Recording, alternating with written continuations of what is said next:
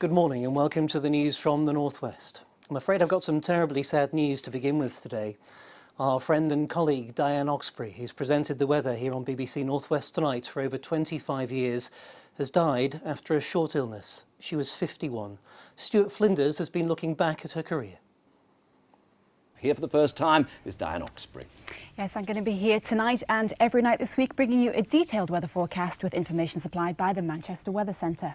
This was the moment Northwest Tonight viewers first met Dianne Oxberry more than 20 years ago. Thanks to her quick wit and sense of fun, they fell for her in a big way.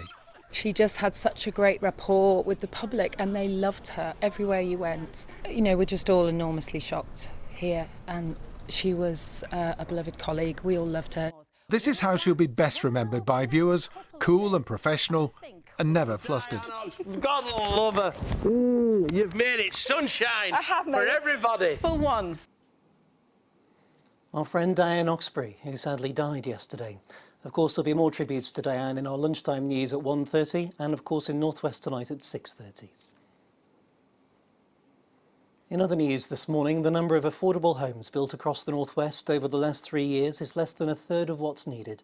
14,000 homes have been built across the region since 2015 for people who can't afford the full cost of renting or buying. But analysis by the BBC's Sunday Politics in the Northwest shows that our council's estimated nearly 45,000 were actually needed. What we need is to find ways to regenerate our brownfield areas in Wirral so that we can build homes for families in places where people want to live. A new ticketing system on Metrolink across Greater Manchester will start on Sunday. Passengers will be charged according to how many of the zones they pass through on their journey. Transport for Greater Manchester says the changes will make fares cheaper in the majority of cases. The Liverpool City region planned to use 2019 to mark the Year of the Environment. The initiative aims to raise awareness of issues like air quality, waste levels and promoting the use of sustainable energy. It will focus on projects that improve the natural world as well as health and well-being. Time now for the weather. This morning, here's Alex Hamilton. Good morning. Well, it looks as though it's going to be quite a cloudy day across the northwest today. There will be some hints of brightness where the cloud starts to thin and break, but overall it'll be a little bit overcast in places with highs of around 9 degrees Celsius.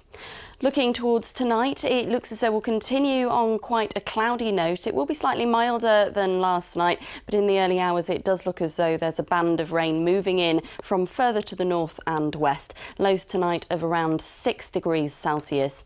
I'll leave you with the outlook. It looks as though we could have some blustery conditions for a time over the weekend, but on the whole it will be getting slightly milder.